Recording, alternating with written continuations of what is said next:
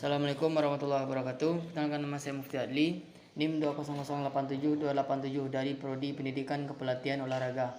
Baiklah, di sini saya akan menjelaskan mata kuliah Pendidikan Pancasila yang dipimpin oleh dosen pengampu, yaitu Ibu Susi Fitria Dewi.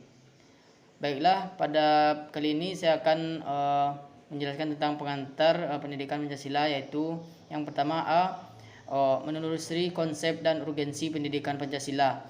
Pendidikan adalah usaha sadar dan terencana untuk mewujudkan suasana belajar dan proses pembelajaran agar peserta didik secara aktif mengembangkan potensi dirinya sehingga memiliki kekuatan spiritual, keagamaan, pengendalian diri, kepribadian, kecerdasan, akhlak mulia, serta keterampilan yang diperlukan oleh dirinya, masyarakat, bangsa, dan negara.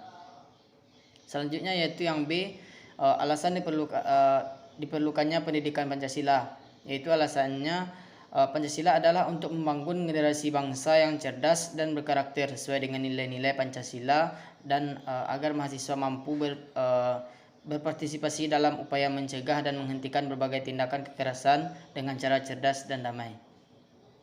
Yang C yaitu menggali sumber historis, sosiologis, politik pendidikan Pancasila. Yang pertama kita masuk yaitu sumber historis pendidikan Pancasila. Presiden Soekarno pernah mengatakan, jangan sekali-kali meninggalkan sejarah. Pernyataan tersebut dapat dimaknai bahwa sejarah mempunyai fungsi penting dalam membangun kehidupan bangsa dengan lebih bijaksana di masa depan.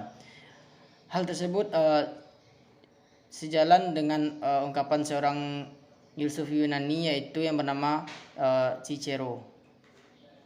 Selanjutnya yaitu tentang sumber sosiologis. Sosiologi dipahami sebagai ilmu tentang kehidupan antar manusia. Di dalamnya mengkaji antara lain latar belakang, susunan dan pola kehidupan sosial dari berbagai golongan dan kelompok masyarakat. Di samping juga mengkaji masalah-masalah sosial, perubahan dan pembaharuan dalam masyarakat. Dalam perspektif sosiologi, suatu masyarakat pada suatu waktu dan tempat memiliki nilai-nilai yang tertentu.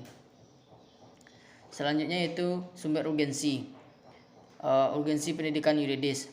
Dalam rangka menegakkan undang-undang, law enforcement yang merupakan salah satu kewajiban negara yang penting. Penegakan hukum ini hanya akan efektif apabila didukung oleh kesadaran hukum warga negara, terutama dari kalangan intelektualnya. Dengan demikian, pada gilirannya memiliki pendekatan yuridis tersebut, mahasiswa dapat berperan serta dalam mewujudkan negara hukum formil dan sekaligus negara hukum material, sehingga dapat diwujudkan keteraturan sosial order dan sekaligus 22 terbangun suatu kondisi bagi terwujudnya peningkatan kesejahteraan rakyat sebagaimana yang dicita-citakan oleh para pendiri bangsa. Selanjutnya yang D yaitu membangun argumen tentang dinamika dan tantangan pendidikan Pancasila. Dinamika Pancasila sebagai sistem filsafat. Pada era pemerintahan Soekarno, Pancasila sebagai sistem filsafat dikenal dengan istilah filosofis Groundslack. Gagasan tersebut merupakan perenungan filosofis Soekarno atas rencananya berdirinya negara Indonesia Merdeka.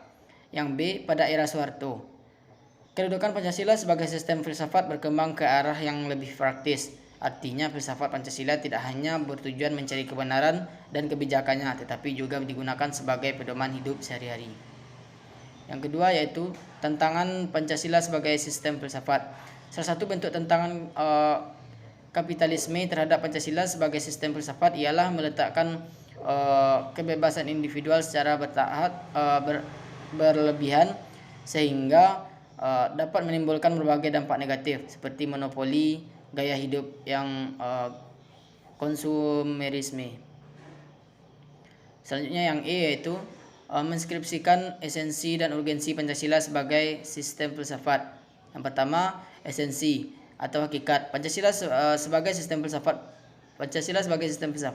Pertama, hakikat sila ketuhanan terletak pada keyakinan bangsa Indonesia bahwa Tuhan sebagai prinsip utama dan dalam kehidupan semua makhluk. Artinya setiap makhluk hidup termasuk warga negara harus memiliki kesadaran yang otonom atau kebebasan atau kemandirian di satu pihak, dan berkesadaran sebagai makhluk Tuhan yang Maha Esa yang